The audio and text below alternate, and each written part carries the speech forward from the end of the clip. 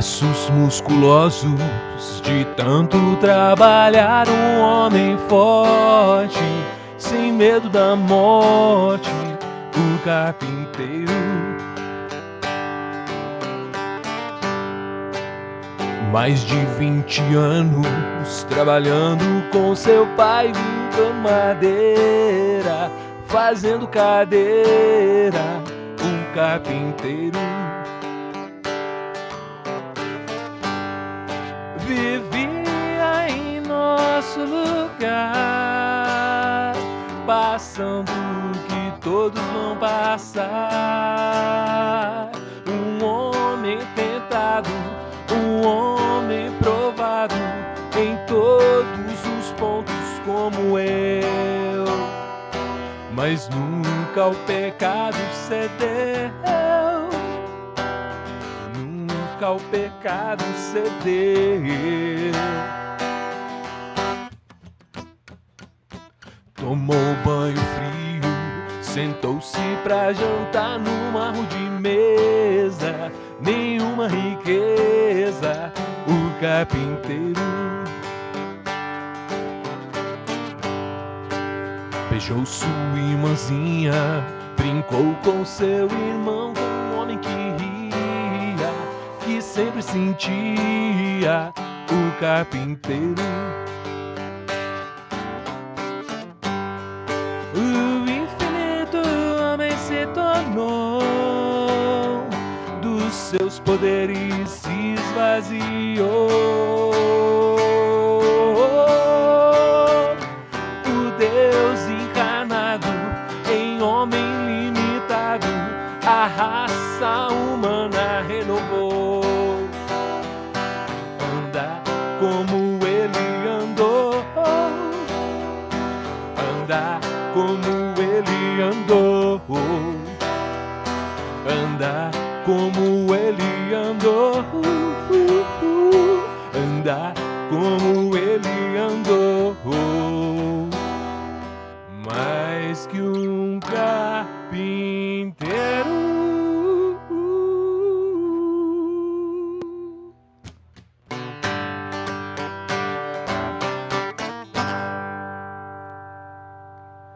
Senhor Jesus, nós agradecemos por esse tempo, agradecemos por essa ferramenta, por essa oportunidade que temos de compartilhar do Senhor, de aprender, de ouvir e de falar, de edificar e de ser edificado.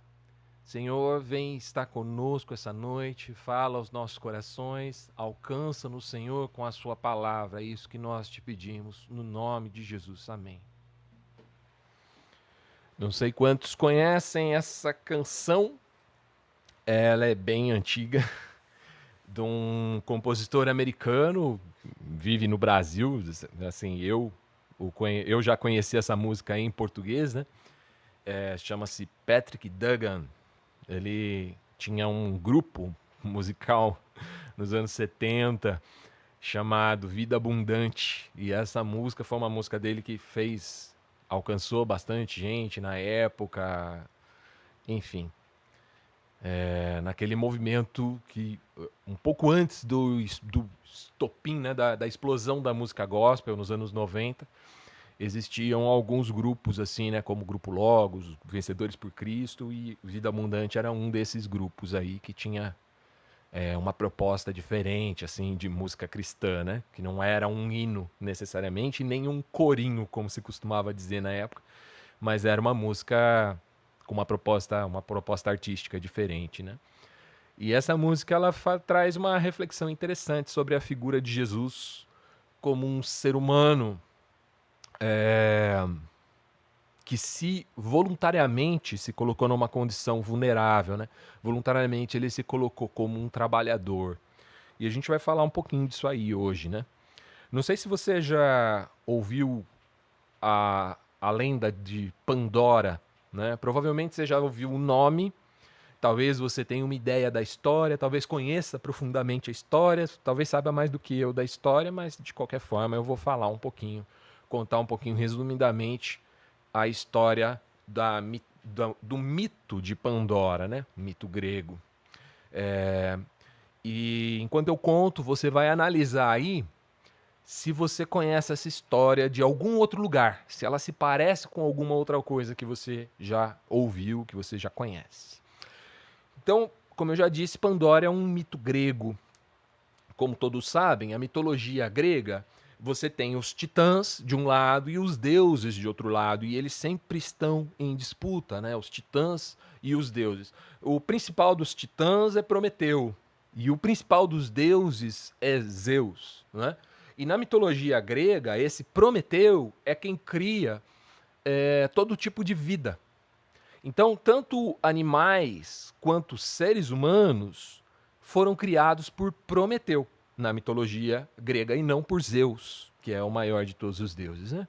Os animais, Prometeu dotou com habilidades especiais. Por exemplo, animais que têm asas, que conseguem voar, animais que conseguem respirar debaixo d'água, animais que têm garras presas, conseguem caçar, conseguem lutar, correm muito rápido e por aí vai. Mas a lenda diz que o ser humano foi feito por último, a partir da argila. E para ele não sobrou habilidade especial nenhuma. Então, diz a lenda que Prometeu deu um pouquinho de cada habilidade animal para o homem, mas ainda assim o homem não tinha nenhum grande diferencial. O homem era o ser menos privilegiado em toda a criação. Então Prometeu roubou o fogo de Zeus e entregou esse fogo aos homens. E com essa sabedoria divina, né, que veio diretamente do Monte Olimpo, Prometeu ensinou diversas coisas ao ser humano. Ele ensinou a domesticar animais, ensinou o ser humano a fazer remédios, ensinou a construir barcos, a escrever, a cantar, a interpretar sonho, a buscar riquezas, ouro, prata, diamantes. Então Zeus ficou irado porque Prometeu havia roubado o seu fogo, né, mitológico e que havia dado isso aos seres humanos, que eram seres que Zeus não considerava dignos, né? Então ele mobilizou os demais deuses do Olimpo para se vingar. E a vingança de Zeus foi criar Pandora. Pandora era uma mulher tão linda quanto as deusas. Ela era bonita, ela era graciosa, ela era inteligente e ela veio com um brinde, uma caixa, a famosa caixa de Pandora, né? E a instrução era que a caixa não deveria ser aberta jamais.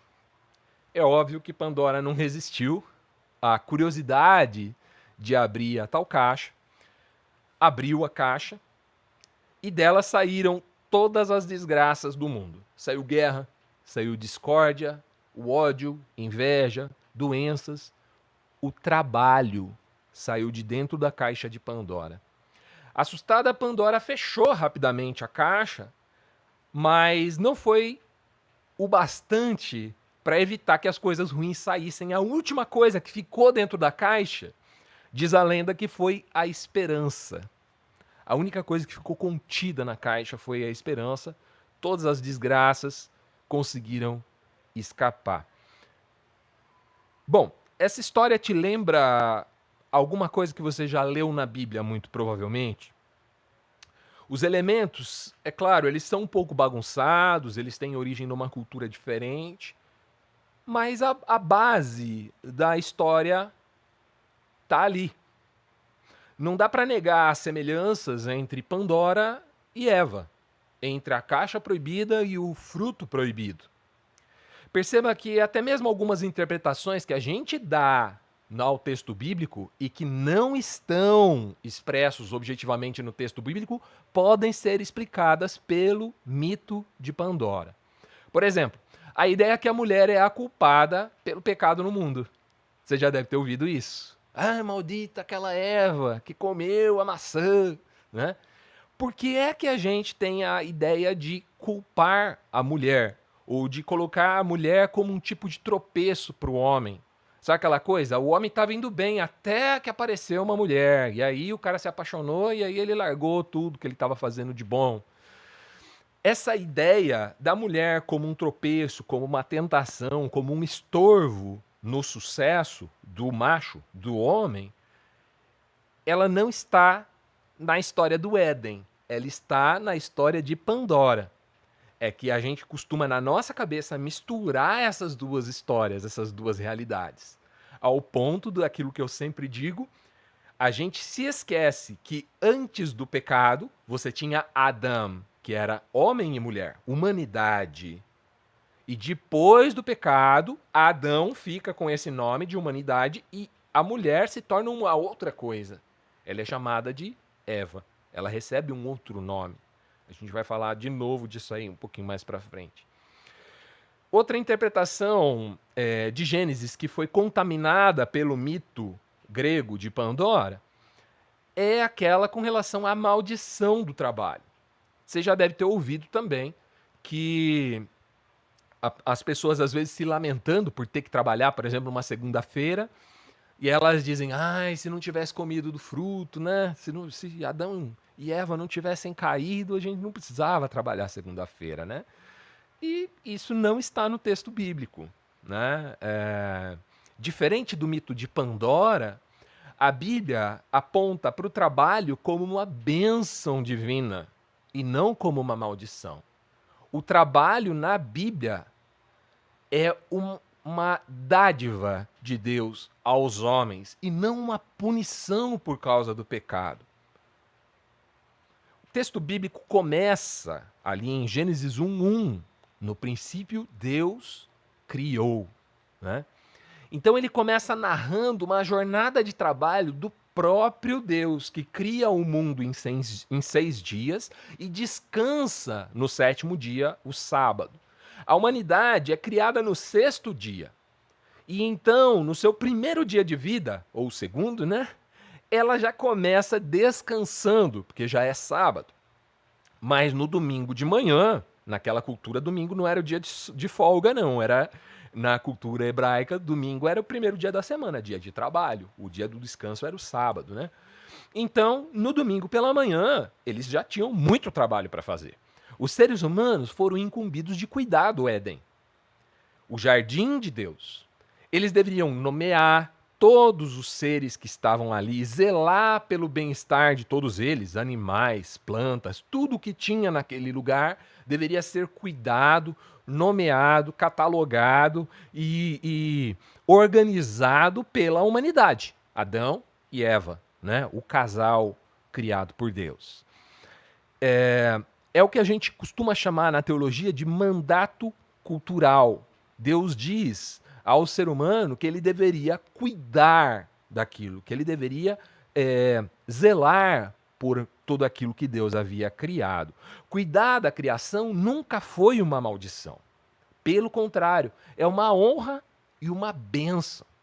Mais adiante na Bíblia, lá pelo livro de Provérbios, a gente vai ter diversas menções positivas ao trabalho e citações que colocam a preguiça como uma verdadeira maldição, algo a ser evitado. Vou dar alguns exemplos para vocês. Ó. Provérbios 10:5 diz assim: o jovem sábio faz a colheita no verão, mas o que dorme durante a colheita é uma vergonha. Provérbios 12, versos 10 e 11 diz assim: o justo cuida até dos seus animais, mas os perversos são sempre cruéis. Quem trabalha com dedicação tem fartura de alimento. Quem corre atrás de fantasias não tem juízo. Provérbios 15 e 19. O caminho do preguiçoso é bloqueado por espinhos, mas o caminho do justo é uma estrada aberta. Provérbios 22, 29. Você já viu alguém muito competente no que faz? Ele servirá reis ao invés de trabalhar para gente comum. Esse último eu acho maravilhoso, porque eu considero esse um bom conselho para quem quer servir ao Rei Jesus, né?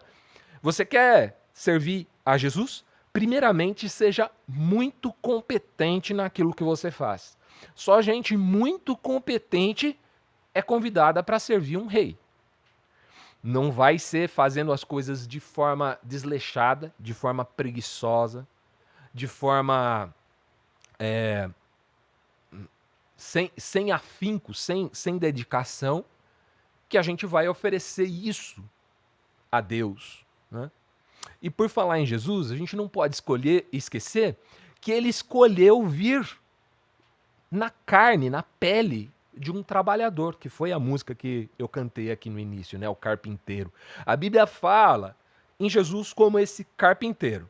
Nos textos originais, a tradução mais correta seria talvez pedreiro, porque o texto fala de alguém que constrói casas, mas também objetos de decoração e mobília. Se a gente for pegar as primeiras traduções da Bíblia, né, fora das suas línguas originais, a gente vai entender que isso aconteceu num contexto europeu, onde as casas eram feitas de madeira. Então a gente pensa em Jesus como alguém que mexia com madeira.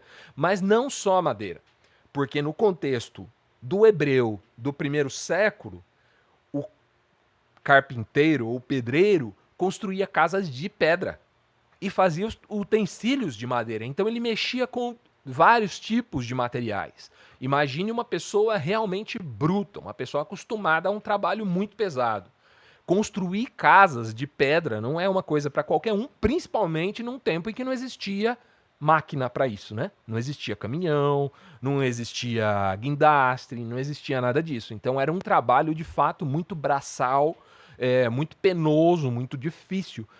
E Jesus, sendo o rei do universo, Filipenses 2, né?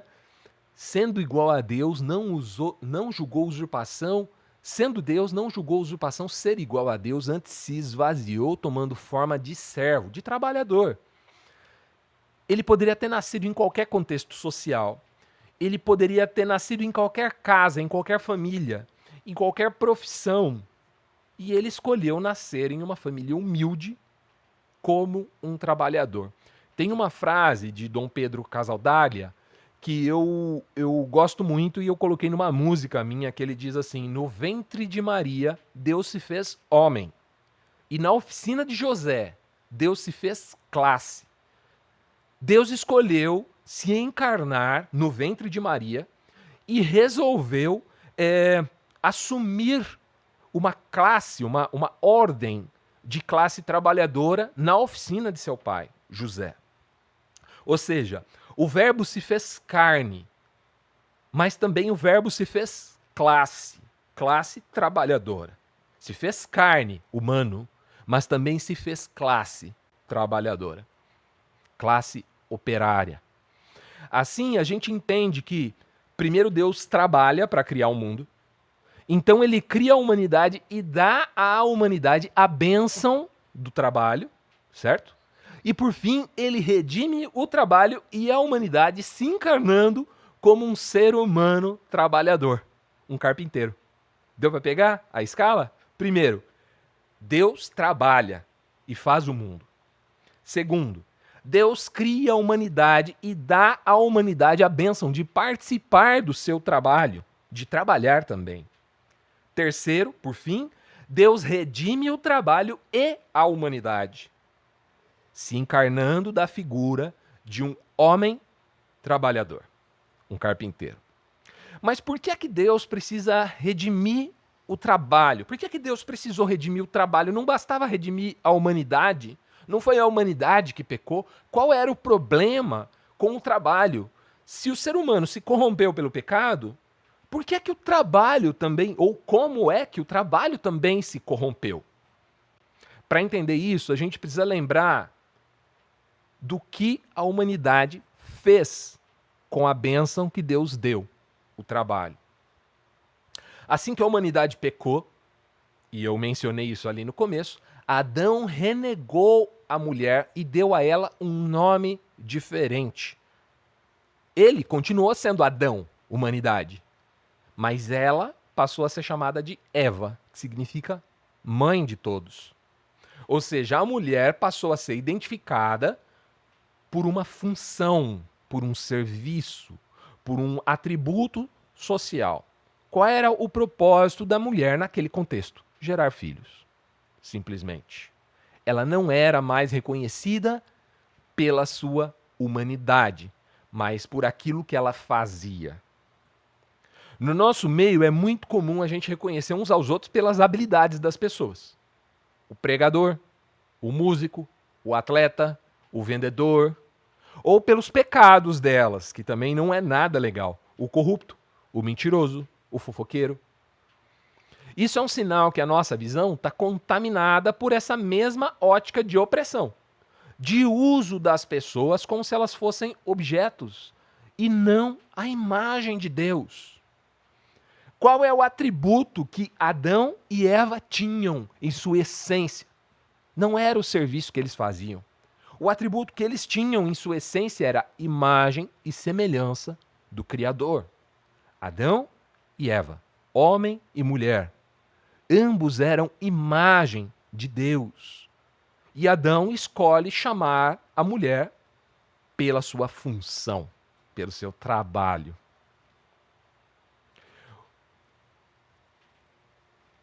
Outro exemplo foi a escravidão dos descendentes de Abraão ali no Egito, né? Ali, o texto vai dizer que subiu ao poder um faraó que não conhecia José, que havia sido aquele governador que cuidou dos egípcios num tempo de fome. E esse faraó passou a oprimir os israelitas, né? Oprimir os descendentes de Jacó, que depois passou a se chamar Israel, né? Ele passou a oprimi-los e tratou eles como escravos, como mão de obra. Ali Deus manifesta a sua ira contra o faraó. Vocês se lembram das pragas lá do Egito? Tudo aquilo que aconteceu, né? Tem um monte de representação cinematográfica disso, tem série da Record, tem aquele filme antigo do Charlton Heston, né? Os 10 Mandamentos, tem desenho, né? Que também conta o Príncipe do Egito, mostra todo esse cenário, né? Da ira de Deus contra a escravidão do ser humano. A ira de Deus contra essa ideia de fazer do ser humano uma máquina, algo para meu benefício. Então eu coloco o outro ser humano a meu serviço, para que ele faça aquilo que eu quero e aquilo que me é bom. E isso independe da vontade dessa outra pessoa, e eu transformo a bênção do trabalho em escravidão. Isso se repetiu várias vezes na Bíblia. Dá uma olhada nessa profecia aqui de Isaías, lá em Isaías capítulo 9, versos 2 a 7. Diz assim: o povo que andava na escuridão verá uma grande luz. Para os que vivem na terra das trevas profundas, uma luz brilhará. Tu multiplicarás a nação de Israel e seu povo se alegrará. Eles se alegrarão diante de ti, como os camponeses se alegram na colheita, como os guerreiros ao repartir os despojos. Pois tu quebrarás o jugo da escravidão que os oprimia, e os levantarás o fardo que lhes pesava sobre os ombros. Quebrarás a vara do opressor, como fizeste ao destruir o exército de Midian. As botas dos guerreiros e os uniformes manchados de sangue das batalhas serão queimados e servirão de lenha para o fogo. Porque um menino nos nasceu, um filho nos foi dado. O governo está sobre os seus ombros e ele será chamado de maravilhoso conselheiro, Deus poderoso, Pai eterno, príncipe da paz. Seu governo e sua paz jamais terão fim. Reinará com imparcialidade e justiça no trono de Davi para todo o sempre. O zelo do Senhor dos Exércitos fará que isso aconteça. Concluindo, quando Jesus resolve se encarnar, né, se manifestar na figura de um trabalhador, ele redime não só a raça humana, não só o ser humano, mas também a bênção do trabalho, dessa característica de exploração de um ser humano por outro. E assim ele proclama a restauração da imagem de Deus na própria humanidade. Quando eu olho para um outro ser humano, eu não vejo o que ele pode me entregar, o que ele pode me fazer de bom, mas eu vejo a própria imagem de Deus naquela pessoa. E mais do que isso, ele voluntariamente se aproxima das pessoas mais desumanizadas, que mais haviam perdido a identidade como imagem e semelhança de Deus. Ele se aproxima de mulheres, de crianças, de samaritanos, de publicanos, de leprosos, de paralíticos, de prostitutas. As pessoas que eram marginalizadas naquela cultura são exatamente aquelas às quais Jesus caminha ao encontro e as abraça e as acolhe. Dessa forma, ele desconstrói toda essa atitude de lógica tirana que muitas vezes orienta as nossas relações. Muitas vezes nós tratamos as pessoas de modo diferente de acordo com aquilo que elas podem nos oferecer. Jesus nos ensina a tratar as pessoas baseado na imagem de Deus nelas e não naquilo que elas podem fazer para a gente. Seja, como eu falei, um atributo, uma característica, uma habilidade que ela tem ou um pecado que ela tem, algo que eu temo me aproximar. Jesus não teme se aproximar. Ele se aproxima. Até mesmo daquelas pessoas que podem lhe fazer mal. Até mesmo daquele rapaz que o vendeu por moedas de prata. E ele trouxe esse rapaz para perto e o tratou como um dos seus melhores amigos, sabendo que ele seria aquele que o venderia, que o entregaria para a cruz. Em sua existência, Jesus restabelece a relação humana conforme o desenho original. E por meio da sua mensagem, ele nos convida a nos relacionarmos entre nós e com todas as pessoas com base na única convicção norteadora do seu ministério, a de que a dignidade humana não é produto de mérito. Não pode ser aumentada nem diminuída por virtudes ou por defeitos. A dignidade humana é um efeito direto da imagem de Deus em cada um de nós. É isso que eu queria compartilhar com vocês hoje. E, como de costume, faço uma pergunta para que a gente possa interagir. E quem quiser levantar a mão, abrir o microfone, fica à vontade. A pergunta é muito simples, na verdade. Geralmente eu faço umas perguntas mais longas, mais completas. Essa é uma pergunta muito simples. Qual trabalho que você já fez na sua vida que te deixou realizado ou realizada? O que é que você fez? Você botou a mão num serviço e falou: que bom fazer isso. Que coisa prazerosa é fazer esse trabalho, né? Quando foi que você tratou o trabalho como uma bênção? Resumindo, né? Quando foi que você tratou o trabalho como uma bênção? E aí podemos abrir os microfones, quem preferir levantar a mão, fiquem à vontade aí para participar.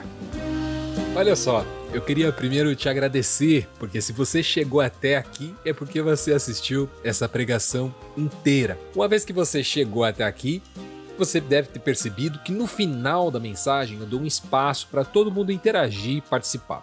E se você está vendo esse vídeo no YouTube, você também pode interagir e participar aqui embaixo nos comentários, dando a sua contribuição. Se você gostaria de participar ao vivo com a gente, agora está mais fácil do que nunca. Você só acessa igrejapresente.com/encontro. A gente está sempre ali, aos sábados, às 20 horas. É só chegar, participar, edificar e ser edificado com a gente. Clicando neste botão aqui, você segue o nosso canal e clicando neste botão aqui, você tem acesso a todas as nossas reuniões da Igreja Presente. Seja muito bem-vindo e aproveite. Abraço, tchau, tchau.